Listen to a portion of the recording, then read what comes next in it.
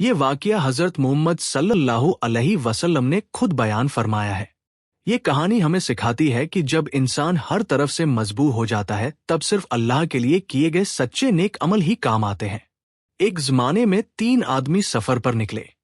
راستہ لمبا تھا، تھکان زیادہ تھی۔ اچانک موسم بدلا اور تیز بارش شروع ہو گئی۔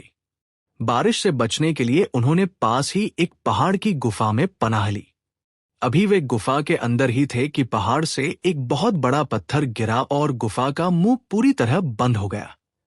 اب باہر نکلنے کا کوئی راستہ نہیں بچا۔ تینوں بہت گھبرا گئے۔ انہوں نے کوشش کی لیکن پتھر اتنا بھاری تھا کہ ہٹایا نہیں جا سکا۔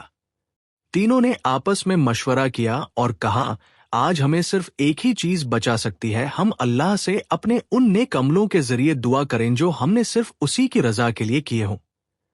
پہلا آدمی آگے بڑھا اور بولائے، اللہ، میرا ایک نیک عمل ہے، میں روز رات کو اپنے ماں باپ کو دودھ پلایا کرتا تھا۔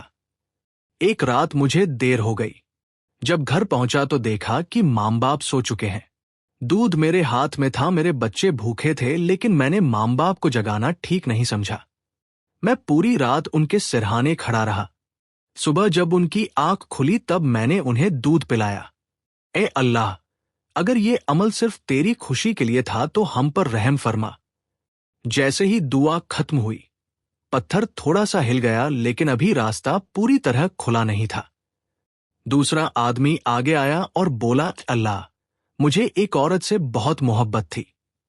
ایک دن اس نے مجھ سے پیسے مانگے۔ میں نے کہا، میں تبھی پیسے دوں گا جب تم غلط کام پر راضی ہو جاؤ۔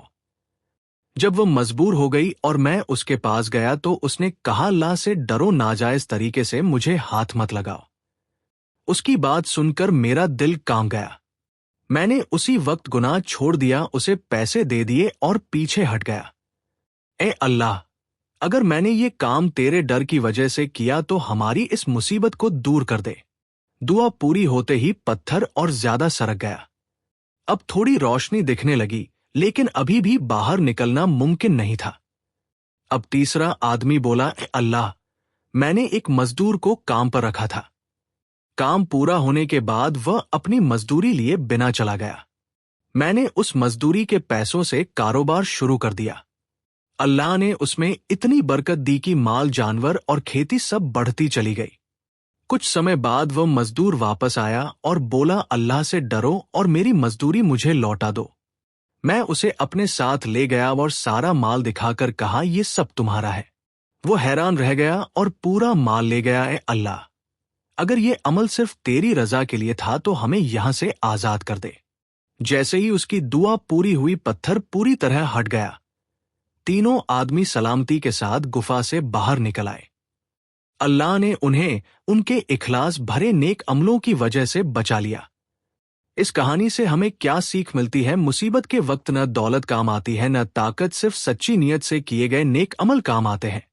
ماں باپ کی خدمت، گناہ سے بچنا، ایمانداری اور امانت، یہ تینوں اللہ کو بہت پسند ہے۔ آخری پیغام ہو سکتا ہے، آج آپ کسی گفا میں بند نہ ہوں، لیکن زندگی کی پریشانیاں بھی گفا جیسی ہی ہوتی ہیں۔ آج کی گئی چھوٹی سی نیکی کل کی بڑی مشکل کا حل بن سکتی ہے۔ اللہ ہمیں اخلاص والی نیکی کرنے کی توفیق دے۔ آمین۔ پوری اسلامک کہانیاں دیکھنے کے لیے چینل کو لائک، کامنٹ اور سبسکرائب کریں۔ دین برکات connect Islamic stories, short videos اور نالج جج کلا خیر۔